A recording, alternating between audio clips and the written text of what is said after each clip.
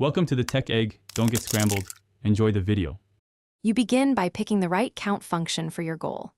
Use count for numbers, countif for all non-blank cells, countif for one criterion, countifs for multiple criteria. Next, select the exact range and lock it with $, if you will copy the formula. Once done, enter a simple example to validate logic. That immediate feedback shows whether you picked number versus text counting. Make sure to clean stray spaces or hidden characters before proceeding so results aren't skewed. You now construct the core criteria. For numeric thresholds, use 100 or 50 inside countif. Concatenate cell references like and B1 to keep formulas dynamic. When matching partial text, use wildcards. *apple* finds any cell containing apple.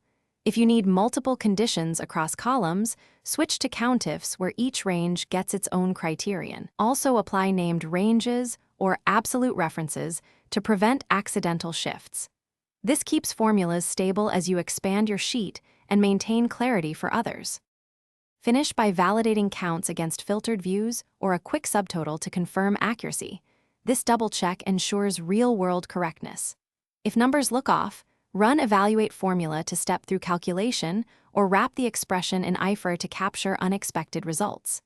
Make sure to clean data with trim and clean to remove stray spaces and non-printable characters that break text matches. Troubleshooting tip. When countif returns 0 unexpectedly, check for hidden characters or mismatched types. Converting text to number or retyping a sample often reveals the issue. Thanks for watching. Consider subscribing if I helped unscramble your problems.